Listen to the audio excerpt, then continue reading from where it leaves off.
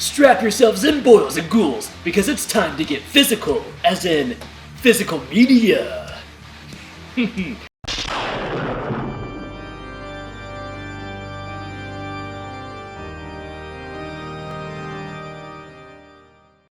Alright, you guys ready to talk about some new Blu-ray purchases? Well, I sure as hell am. Welcome to yet another Blu-ray update video on this exciting episode of Round the Clock Frights, aka RTCF. My name is Josh, and today I have a few new Blu-rays to show off for you guys. My collection is growing every single month, and there's some titles in here that I've been looking for a very, very long time that I finally got my hands on. It's been...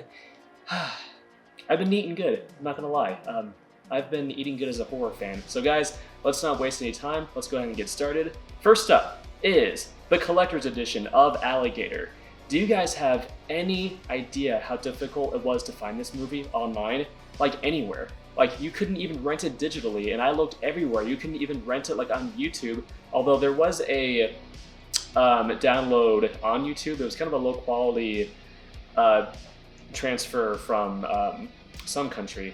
I don't exactly remember where, but I watched that low-quality version on YouTube, and while it definitely wasn't the most terrible quality in the world, it was kind of hard to make out certain sequences because it was a little bit blurry and a little bit pixelated, so I am so glad that Scream Factory got their shit together, and now we have a 4K edition of Alligator. This is actually a pretty underrated creature feature. I mean, obviously, when it was first released, people thought that it was aping off the success of Steven Spielberg's Jaws, like many other creature features at the time, such as Grizzly, Joe Dante's Piranha, but this one actually has a pretty clever screenplay. Like, there's some pretty good satire in this movie, and there is one scene in particular that, if I had witnessed as a small child, it would have traumatized me for life, because as some of you might know, I have a deeply rooted fear of alligators and crocodiles. I actually lived in Florida for a few months, which wasn't the best idea, and surrounded by alligators, man, it definitely wasn't the place for me. I will never live in Florida ever again, but anyway, there's a scene where a little boy is pushed into this suburban swimming pool, and the alligator is there waiting for him, and the little kid gets eaten on screen, and yeah, it just... wasn't fun. It wasn't fun for me to watch. I kind of squealed when I watched that scene. I had to cover my eyes. I had to go hide in the corner. I had to cry home for my mommy. But yes, Alligator. I'm so glad they finally released it on a very good-looking Blu-ray. Yes, 4K Ultra D. Can't go wrong. All right, not necessarily a straight-up horror movie, but I found a cheap copy of Tim Burton's Beetlejuice, one of my favorite films of his. Michael Keaton, of course, is hilarious, and he gives an uproarious performance as Beetlejuice, the title character, although I think he only has like 10 to 15 minutes of screen time. As many of you probably know, the majority of the story is focused on Gina Davis and Alec Baldwin. They're this married couple that ends up perishing, and you know they have to explore this bizarre, kooky afterlife, and it's a very entertaining film. Tim Burton, there's some really cheap looking effects in this movie, but I read an article with Tim Burton. He said that he made the effects intentionally cheesy because that's just his style. He intentionally employs cheesy effects in his movies. Just look at Pee-wee's Big Adventure, the stop motion on large Marge. I mean, it doesn't look the greatest, but because it's so cheap looking, it adds to the overall, bizarre quality of the film. But yes, Beetlejuice, fun time. Michael Keaton, tremendous actor, coming back as Batman, and next year is The Flash. I can't wait to see that. This one I actually ordered online at Target, Ghostbusters Afterlife. Now, this was directed by Jason Reitman, who was the son of the original director, Ivan Reitman. Rest in peace, Ivan Reitman. You made a number of tremendous studio comedies back in the day.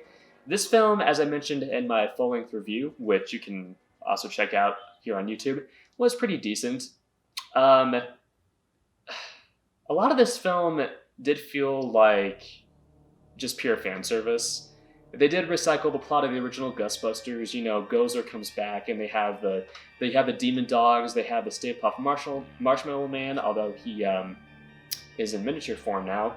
But I thought it was a worthy successor overall, and in my opinion, it's a little bit better than Ghostbusters 2, which came out in 1989, and Jason Reitman, he did a pretty good job directing the movie, and the last third in particular is very heart-wrenching.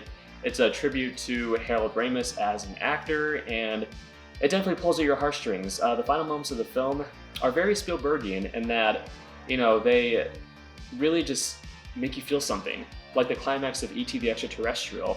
Ghostbusters Afterlife, a pretty decent follow-up to the original Ghostbusters movies, although I have to say, I could have used a couple more cameos from the original cast. I would have liked to have seen Rick Moranis.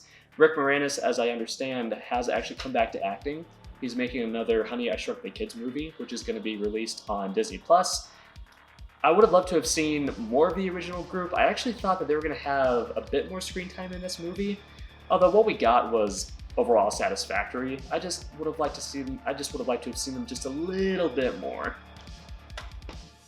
Okay, so this is a movie that I originally watched on the streaming service Shudder. It's called Haunt, and it was produced by my all-time favorite director, Eli Roth. I'm just kidding. Most of you probably know my dislike for Eli Roth's films. I don't really have anything against him as a person. He seems like a fun guy to be around in real life, and he's made some very good nature documentaries recently. But Haunt, this was actually written and directed by Scott Beck and Brian Woods, who also worked on both of the Quiet Place movies, I believe. I think they worked on the second one, if I'm not mistaken. I'm looking behind me because I actually have a Blu-ray on my bookshelf. But this film, it's about a group of friends who encounter an extreme haunted house, that promises to feed on their darkest fears, and there's some really intense sequences in this film. There's a scene early on when they enter the haunt, and they come across this display where this woman is about to stick a hot piece of iron into this poor woman's body, and they can't tell if it's all an act or if it's happening for real. And the villains of this movie, originally they do all wear face masks, but when they remove their masks, they actually have some very grotesque features and some very cool looking villains, and this is a pretty fun film, especially to watch around Halloween. Like I said, it was originally released on Shudder. I don't have Shudder anymore. I stopped paying for it a while ago. I might get it again soon because they do have a really good collection on there, but I wanted to get Haunt on Blu-ray because I want to watch it again, and even if I'm not paying for Shudder, I still want to have access to this film because it's a lot of fun. Especially for those who like going to haunts, like me. I love me a good haunt, and there's some pretty good ones out here in Arizona. Fear Farm, that's a pretty enjoyable one. Okay, got a couple films from 2021 here. The first one is Halloween Kills. This actually has two versions of the movie, theatrical and extended.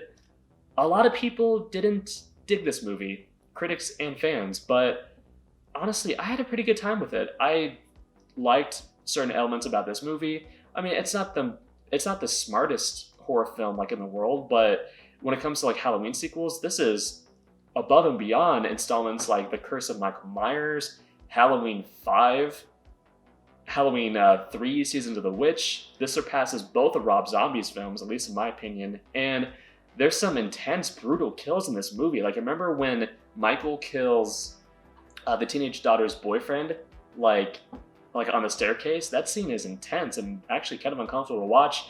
Michael Myers is a force to be reckoned with, as usual. That shot of him coming out of the burning house is just jaw-dropping. I love that whole sequence where he just obliterates these poor firemen just trying to do their jobs. And I thought it was, I don't know. I mean, I've heard people's complaints. I've heard that, it's very on the nose with its commentary, and yeah, it is, but at least it's trying to say something. And, even though it can be blunt and kind of stupid at times, it's a Halloween sequel. If it delivers on kills and spooks, I can't be too mad at it. And this film did deliver, when it came to the kills, at least in my opinion. Although Jamie Lee Curtis, she's stuck in a hospital for pretty much the whole film. That was kind of annoying, but Halloween Ends, the trilogy capper, is coming out later this year, and hopefully it'll give us the actual showdown between Laurie Strode and Michael Myers, the one that we've been anticipating since the end of the 2018 film. Last Night in Soho, Edgar Wright's most recent film. I saw this on Halloween. I really, really enjoyed this movie. The cinematography is just stunning. It's about this girl who ends up going to an art college, and she doesn't necessarily fit in there because she is obsessed with 1960s culture. So she literally gets transported back to the 1960s. And what I love about this movie is that it has some things to say about nostalgia in general. Like, she yearns to go back into the 60s because she's under the impression that the 60s were so much better than modern day. Like, there were no problems back in the 1960s whatsoever. She finds out that the 1960s had its fair share of problems. And yeah, she discovers that rather quickly in this film. And also Matt Smith plays a very good antagonist. Terrence Stamp, there's a scene between him and Thomas and Mackenzie that is a bit predictable, and it's a little sloppy, that whole sequence. But overall, Last Night in Soho, this was personally my favorite horror film of 2021. And also, I relate to stories about young people who are just, really into 60s culture, because I personally love 60s culture and 50s culture. Not that I want to live in, that time period, but I do love the culture of those time periods. John Carpenter's They Live. This is a pretty kick-ass movie. I'm not gonna lie, it's not one of my favorites of his, but it's honestly like a very cheesy 80s action film, but it's incredibly well shot. John Carpenter's cinematography is stunning as always. One of my favorite YouTube channels made a good point about this movie. They said that, They Live, a lot of people say that They Live is more relevant now than it was back then. No, it was relevant back then. It's just that things have never changed. There's always been this fear of like government control in our society, and we're just being manipulated into buying certain products or just stuff like that. And They Live, it's not that it's more relevant now, it's just that things haven't changed. And John Carpenter did a very good job with the metaphors in this movie. They're not too on the nose. And, Roddy Piper, who used to be a professional wrestler, gives a very entertaining performance in this movie. I almost want to call him the straight everyman, although he can be a bit goofy at times. Like, he has that line where he just stares at some people and says, "I'm here to kick ass and chew bubblegum, and I am all out of bubblegum." It's wonderful. John Carpenter's They Live, pretty fun. Okay. This is it. This is the big kahuna. So, I found this. The complete 30-film collection of Universal Studios classic monster films. Now, I do own... Well, hold on one sec. I do own this set as well, but this film... Whoops. This particular collection doesn't contain like all of the lesser-known sequels, like The Mummy's Tomb, House of Frankenstein, The Invisible Man Returns, Son of Frankenstein, Dracula's Daughter, and tons of other titles. This collection does, and I've seen a number of these lesser-known sequels, and I'm just a fan of Universal monster movies in general. And even though I already had this set, which contains all the more popular entries in the series, this collection has all the ones that people aren't as familiar with, but I enjoy them. My favorite Universal monster sequel is probably Son of Frankenstein. Son of Frankenstein is actually very well put together. I would say it rivals the original Frankenstein, directed by James Whale. I thought Son of Frankenstein was very good. Revenge of the Creature I have yet to see. I haven't seen The Creature Walks Among Us, so pretty much any of the sequels to Creature from the Black Lagoon. And they have a couple of Abbott and Costello titles on here as well, which is exciting. But yes, I found this for $70, and I've been wanting to get my hands on it for a long time. I'm so happy to finally have it in my possession, and it looks really good on my shelf. Not gonna lie. Let me put this back real quick. I can't even put my Blu-rays away correctly. Give me just one sec. So there you have it, guys. Those are all the new horror Blu-rays that I have picked up recently. I'm not gonna lie, outside of horror films, I don't really buy Blu-rays as much as I used to. In fact, I've sold quite a few of them, but I still love picking up new horror titles because, obviously horror is my favorite genre, so of course I'm going to continue expanding my collection, and I love doing these Blu-ray update videos. They're a ton of fun, and as always, I love hearing from you guys. Please leave your recommendations down below. What horror Blu-ray titles do you think I should pick up next? And tell me what other films you're looking forward to this year. We got some exciting ones coming out. I just saw the trailer for Jordan Peele's new movie, Nope, which is the perfect title for a horror movie. Just Nope. Sums it all up in one word. I love it. Anyway, guys, thank you so much for joining me. If you like this, go ahead and click on that subscribe button for more horrific content. We have some new videos coming out very soon. Have a very scary day, boys and ghouls. Happy shopping. Pick up some new Blu-rays. I would love to see, more comments from you guys, and hope you enjoy the rest of your week. Stay scary. Very scary.